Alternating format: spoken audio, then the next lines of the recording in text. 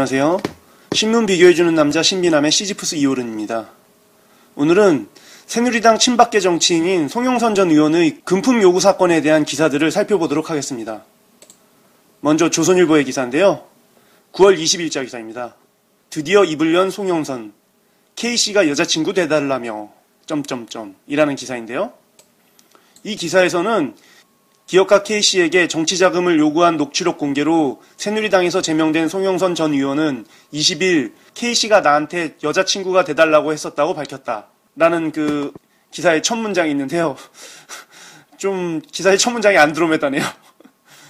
이 기사에서는 이제 그 송영선 전 의원이 TV조선 기자에게 그 밝힌 내용들을 갖다가 소개하고 있습니다. 송영선 의원에 따르면은 K씨가 내 왕팬이라면서 스스로 후원회장이 되겠다고 해서 소개받은 사람이라며, 하지만 나중에 따로 만났을 때 K씨는 2007년 경선 때 박근혜 후보 측근인 H씨에게 25억 원을 빌려줬는데 받지 못했다는 얘기를 갑자기 꺼내면서 그 송영선 의원에게 대신 돈을 받아달라고 했는데 그 송영선 의원은 이에 대해서 거절을 했다고 합니다. 그러면서 그 다음에는 K씨가 자신에게 자기 여자친구 돼달라고 해서 그 송영선 의원이 콧방귀를 뀌었다고 하네요. 조금 신빙성이 안 느껴지는데요. 어쨌든 그리고 이제 뒤이어서 그 송영선 의원에게 박근혜 후보를 소개시켜달라고 했는데 그 박근혜 후보는 친박 의원들도 만나기가 하늘의 별 따기라서 그 만나게 해줄 수 없다고 자기가 거부했다고 합니다. 송영선 의원은 K씨가 자신 몰래 대화 내용을 녹음했다가 일부를 언론에 흘렸다면서 그 기획된 음모라고 주장하고 있습니다. 조선일보는 그 송영선 전 의원의 주장을 갖다가 자세히 소개한 정도의 기사입니다.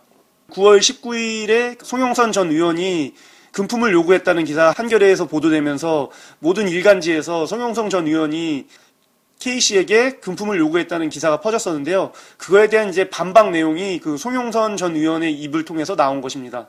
근데 이거에 대한 신빙성이나 이런 거는 어떻게 담보될 수 있는 게 없고요. 그냥 일방적인 송영선 의원의 그 주장일 뿐이죠. 다음은 중앙일보 기사를 보도록 하겠습니다. 박근혜, 바람 잘 날 없다. 송영선 금품 요구 파문의 곤욕이라는 그 기사입니다. 9월 20일자 기사인데요. 이 기사에서는 이제 그 새누리당 정치쇄신특별위원회에서 그 송영선 새누리당 전 의원을 갖다가 제명했다는 그 내용을 소개하고 있습니다. 언론에 보도된 내용으로 판단해 봤을 때 당 발전에 극히 유해한 행위이자 위신 훼손 행위로 당이 추구하는 쇄신 노력에 반하는 것이라고 결론을 내린 후 이제 이 정치쇄신특별위원회에서 송영선 전 의원을 갖다가 그 제명했다고 합니다. 이날 이례적으로 박근혜 그 대선 후보가 그 정치쇄신 특위의 그 연석회에 참석했다고 하는데요. 평소엔 잘 참석하지 않나 봐요. 그 이례적인 참석이라고 하니까요. 여기 참석해서 쇄신의 발걸음에 재를 뿌리는 일이 다시는 있어서는 안 되겠다고 말하면서 그 당의 식구들이 많다 보니까 여러 가지 일들이 생기는 것 같다면서 바람 잘 날이 없는 것 같다라고 말했다고 합니다. 그러니까 이런 원인이 새누리당 자체가 부패했다거나 돈과 되게 밀접한 관계가 있다거나 어떤 부패할 수밖에 없는 구조가 형성돼 있다거나 이런 게 아니라 그냥 사람이 많다 보니까는 이런 문제가 생기는 거다라고 아주 단순화시켜서 결론을 지은 겁니다. 그러면서 그 박근혜 후보가 대통령을 만드는데 돈이 필요하다고 말한 그 송영선 전 의원의 주장에 대해서는 그 사실과 다른 근거 없는 허위 사실들인데 이런 그 허위 사실들이 돌아다닌다고 말했다고 합니다. 그 중앙일보 역시 새누리당에서 송영선 전 의원을 어떻게 처리했고 박근혜 대선 후보가 이에 대해서 어떻게 생각하는지 정도의 내용만 그냥 간단하게 보도한 기사입니다. 다음은 내일신문의 기사를 보도록 하겠습니다. 9월 20일자 기사인데요. 줄 있는 탈당 출당 박근혜만 남을 판이라는 제목의 기사입니다. 박근혜 대세론이 불자 당 안팎에선 챙기자 줄대자란 얘기가 공공연하게 흘러나왔다. 권력에 편승하려는 기류가 노골화된 것이다. 하지만 이를 사전에 정화하려는 노력은 눈에 띄지 않았다. 결국 갖가지 비리설이 터져나왔고 당은 뒤늦게 탈당과 출당 조치를 취하기에 바쁘다. 이러다간 당에 박근혜만 낳겠다는 우스갯소리가 나올 정도다. 당 주변에선 아직 멀었다는 우려가 나오고 있다. 아직도 남은 비리가 더 많다는 것이다.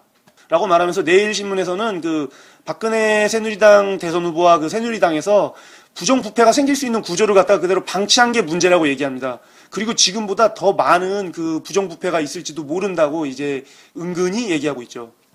그러면서 이제 그 상황들을 자세히 설명하는데요. 박 후보가 수년째 여론조사 1위를 달리자 내가 박 후보 측근이라며 위세를 과시하는 이들이 속주했다고 합니다. 이들이 공천 등을 빌미로 돈을 챙기려 한다는 소문이 흉흉했었다고 합니다.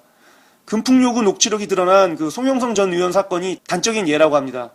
친박 측근을 과시하면서 금품을 요구하는 전형이라는 것이죠. 홍사덕 전 의원은 업자로부터 수천만 원을 챙긴 혐의로 검찰에 고발됐는데 홍 전 의원은 친박 좌장으로 불리는 그 인사라고 합니다. 아주 거두였죠. 그리고 또 그 송영선 전 의원과 홍사덕 전 의원의 그 비리 이전에 현영이 현기환 그 사건이 있었는데요. 두 현 의원은 공천 뒷돈으로 3억을 제거한 혐의로 불구속 기소됐는데 이 두 현 의원 역시 친박으로 분류되는 의원들이었답니다. 새누리당은 친박 인사들이 무리를 빚자마자 탈당과 출당으로 대응을 하고 있는데요. 문대성, 김영태 의원은 반강제로 탈당시켰고 현영희 의원과 현기환 전 의원은 본인의 해명에도 불구하고 제명 조치를 시켰습니다. 홍사덕 전 의원은 선관위가 고발하자 당과 후보에게 부담 주기 싫다면서 본인이 탈당했고요. 송영선 전 의원은 언론 보도가 나가자마자 제명해버렸습니다. 박근혜 후보에게 연결되는 것만은 막고 보자는 전형적인 꼬리 자르기라면서 비판하고 있습니다. 야권에서는 이를 두고 박 후보 주변은 그야말로 책임을 지고 잘려나간 꼬리로 천지를 이루고 있다는 말이 나올 정도라고 합니다. 새누리당은 탈당시키거나 제명시켜 책임 회피에만 급급했지 누구 하나 국민 앞에 나서서 책임있게 진상을 밝히고 사과하는 사람이 없다고 야당에서 지적했다고 합니다. 이 말이 맞죠. 지금까지 계속 증거 있냐 아니면은 재빨리 제명시키고 개인의 일일 뿐이다라는 식으로 항상 회피했었죠. 여기는 빠졌지만 사실 정준길 공보위원회 안철수 원장 협박 사건도 사실 같은 맥락인 거죠. 새누리당 주변에선 10월에 더 큰 측근 비리가 터질 거라는 소문이 흉흉하게 돌고 있답니다. 박근혜 후보 핵심 측근으로 꼽히는 A 의원이 총선과 경선 과정에서 공천 희망자나 대기업 등으로부터 검은 돈을 챙긴 사실이 드러날 것이라는 골자라고 합니다. 박근혜 후보 본인이 증거를 대라는 식으로 측근 비리를 감싸는 듯한 뉘앙스를 풍길 게 아니라 가장 가까이에 있는 측근 비리를 잡아내 과감하게 내치는 시범 케이스를 보여야 한다고 내일신문은 이야기하고 있습니다. 그러니까 솜방방이 처벌만 하니까는 계속 측근 비리가 일어나는 구조라는 거죠.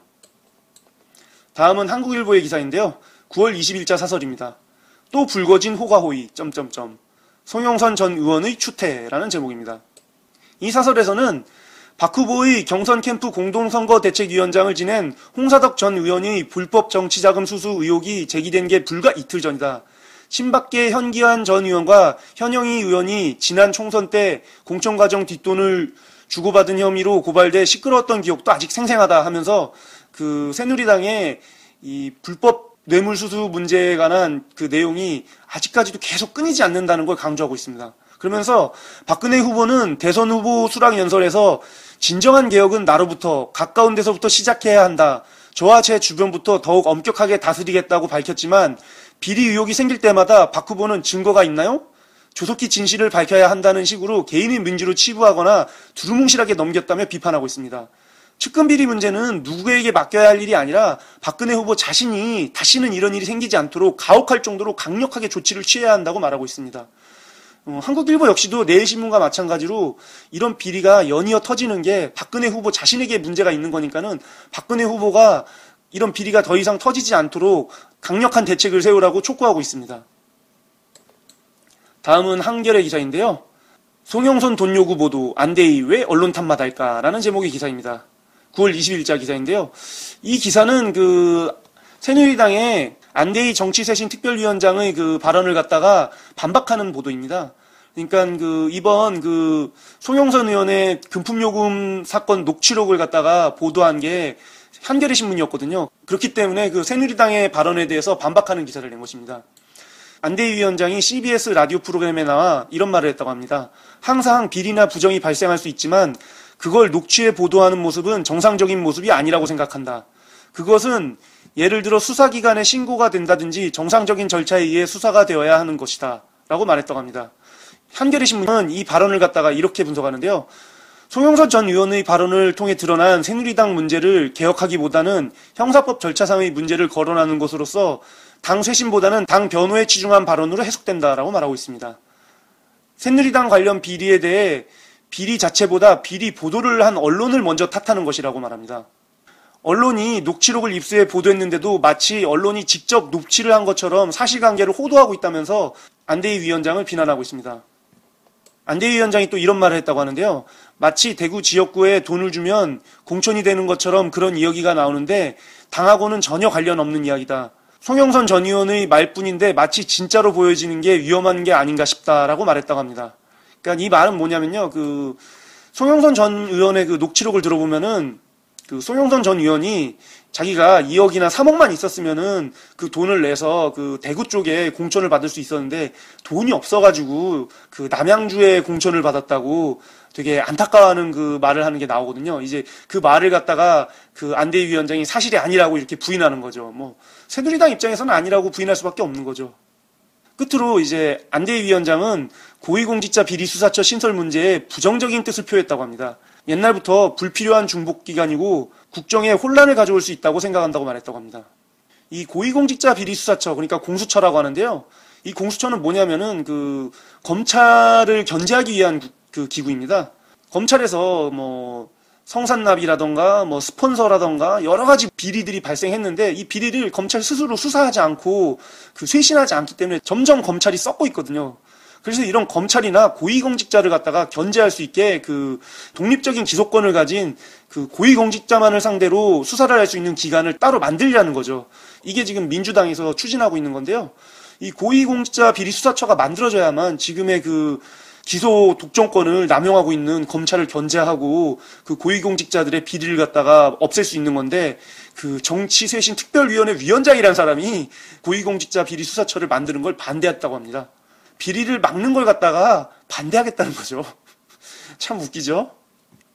그래서 이 내용을 갖다가 마지막에 붙인 이유가 한겨레 신문은 새누리당 정치쇄신특별위원회 위원장이 안대희 위원장이 부정부패와 비리를 갖다가 척결할 의지가 전혀 없다. 이런 뉘앙스를 풍기고 있는 거죠.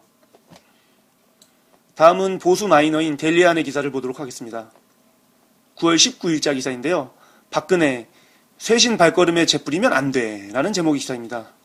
이 기사는 그냥 박근혜 대선 후보가 송영선 전 의원 금품 요구 사건에 대해서 어떤 반응을 했는가를 갖다 짧게 소개한 기사입니다. 박근혜 대선 후보가 19일에 쇄신의 발걸음에 재를 뿌리는 일이 있어선 안 된다라고 말했던 걸 이제 소개하면서 박근혜 후보가 이례적으로 여의도 당사에서 열린 정치쇄신 특위에 참여해서 근거 없는 얘기, 사실이 아닌 얘기들이 왜 이렇게 확산되는지 모르겠다며 정말 안타깝다라고 말했다고는 얘기를 갖다 이제 보도합니다. 그러면서 이 사건이 사실이 아니다라는 식의 느낌을 주도록 이제 기사를 쓴 거죠. 그래서 여기서도 중앙일보가 보도했던 것처럼 우리 당의 식구들이 많다 보니까 여러 가지 일들이 생기는 것 같다며 바람잘 날이 없는 것 같다라고 말했던 박근혜 후보의 또 발언을 여기서도 소개합니다. 부정부패가 있을 수밖에 없는 구조가 문제가 아니라 그냥 새누리당 사람이 많아서 부정부패 비리가 많다 이런 식으로 얘기했다는 거죠. 그러면서 한편으로는 홍사덕, 송영선 전 의원의 금품 수수 및 금품 요구 의혹에 관한 정치부패 신고센터를 설치해서 즉각 조사 체제를 가동하게 했다고 합니다. 중앙당사에서 별도의 정치부패 신고센터를 설치해서 신고가 들어오면은 윤리위가 곧바로 조사에 착수한다고 하는데요. 이런 신고센터를 만들어서 이제 정치부패를 갖다 근절하겠다고 하는데요. 이게 얼마나 효과가 있을지는 잘 모르겠네요. 어쨌든 새누리당이 박근혜 후보가 사실이 아닌데 이렇게 퍼져서 안타깝다고 얘기한 것과 새누리당이 자체적으로 부정부패가 생기지 않도록 정치부패 신고센터를 만들었다라는 걸 이제 홍보하고 있는 기사입니다. 다음은 진보마이너의 기사를 보도록 하겠는데요. 정통시사주간지인 시사인의 기사입니다. 9월 19일자 기사인데요. 새누리 또 꼬리 자르기 송영선 제명이란 제목의 기사입니다. 이 기사에서는 새누리당이 송영선 전 의원을 제명한 것에 대한 사실을 갖다 이제 중점적으로 보도한 기사인데요.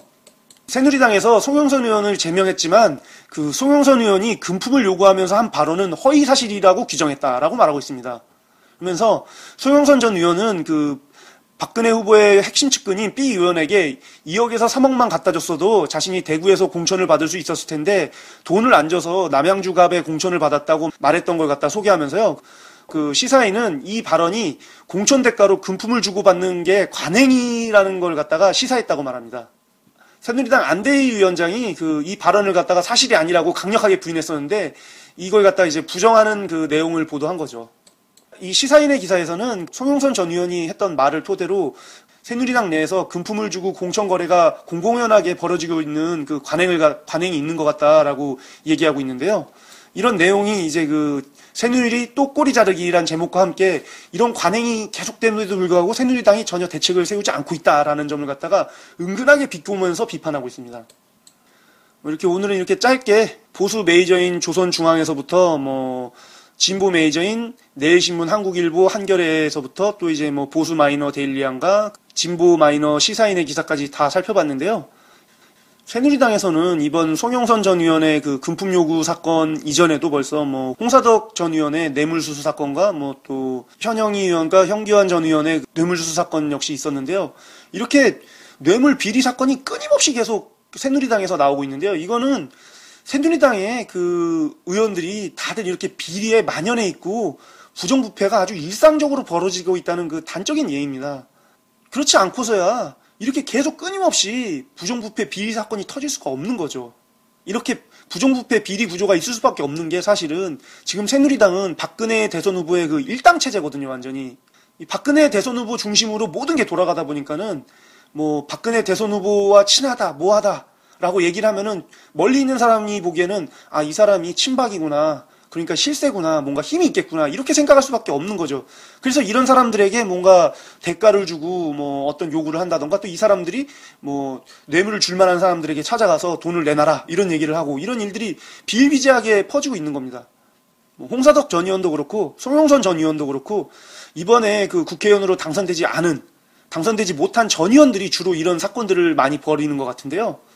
이제 아무래도 국회의원이 되지 못하면서 당장 정치 자금은 필요하고 그러다 보니까는 그 박근혜라는 이름을 빌어서 이제 호가호위하면서 돈 있는 사람들을 찾아가서 돈을 뜯어내고 있는 거죠. 이런 사람이 이제 송영선 전 의원이나 홍사덕 전 의원뿐만이 아니라고 저는 생각하는데요. 과연 얼마나 많은 그 새누리당 출신의 낙선 의원들이 돈 있는 사람들을 찾아가서 금품을 요구하는지는 모르겠지만요. 이런 관행이 뿌리 뽑힐 수 있도록 하루빨리 진짜 정치 쇄신이 필요하다고 생각합니다. 지금 박근혜 대선 후보는 대통령이 아니라 그냥 대통령 후보에 불과하거든요. 그런데도 불구하고 이렇게 하루가 멀다 않고 부정부패 비리 사건이 연일 터지고 있습니다. 과연 이렇게 대통령 후보인데도 불구하고 주변에 비리가 이렇게 많은데 이 사람이 대통령이 됐을 때 그 주변에 얼마나 많은 비리가 생길까요? K씨와 송영선 전 의원이 나눴던 대화 속에서 송영선 의원이 이런 말을 했습니다. 박근혜 대선 후보가 대통령이 되면은 자신은 국방부 장관이 되고 싶답니다. 근데 만약 장관이 안 된다면 그냥 차관자리라도 하나 얻고 싶다고 말하는데요. 그 대통령이 뽑을 수 있는 차관자리가 무려 5,000개나 된답니다. 송영선 의원이 대구 지역을 공천받는데 2, 3억 정도의 돈이 필요했다고 했는데요. 이렇게 정가 거래가 되고 있는 겁니다, 자리가. 근데 만약 박근혜 대선 후보가 대통령이 돼서 5,000개의 차관자리를 갖다가 돈을 받고 팔게 된다면은 정말 뇌물을 쓴 사람들이 다 차관자리에 앉고 그 사람들이 자기들이 그 자리에 앉기 위해 투자했던 금액보다 더 많은 이익을 얻기 위해서 부정부패와 비리를 저지를 겁니다. 그러면은 정말 대한민국은 부정부패가 끊임없이 발생하게 될 것입니다. 대한민국 대통령이 될 사람은 자기 주변에서 이렇게 부정부패가 끊임없이 발생하는 상황을 갖다가 그저 개인의 문제예요, 증거 있나요? 이런 말로 넘길 게 아니라 정말 내가 부족해서 이런 일이 생긴 것 같습니다. 이 잘못된 구조를 뿌리 뽑아서 다시는 이런 일이 벌어지지 않도록 만들도록 하겠습니다라고 얘기할 수 있어야만 하죠. 그렇게 얘기할 수 있는 사람만이 대통령이 돼서 만약 주변에서 측근 비리가 생긴다면은 단호하게 그 측근 비리에 대해서 대처해서 두 번 다시 그런 비리가 생기지 않도록 막아낼 수가 있는 거죠. 그냥 측근 비리 자체를 갖다가 비리 생겼니? 괜찮아. 너 비리 생겼니? 며칠 쉬다 와. 너 비리 생겼니? 재판 받고 교도소에 잠깐 갔다가 내가 사면해 줄 테니까 다시 와. 이렇게 되는 거죠. 지금 이명박 대통령이 그러고 있잖아요. 이번 대선만큼은 진짜 모든 유권자분들이 측근 비리가 생기지 않는 깨끗한 정권이 창출되도록 눈에 불을 켜고 후보를 검증한 후에 투표에 임해야 할 것입니다. 신문 비교해주는 남자 신비남, 오늘은 이것으로 마치도록 하겠습니다.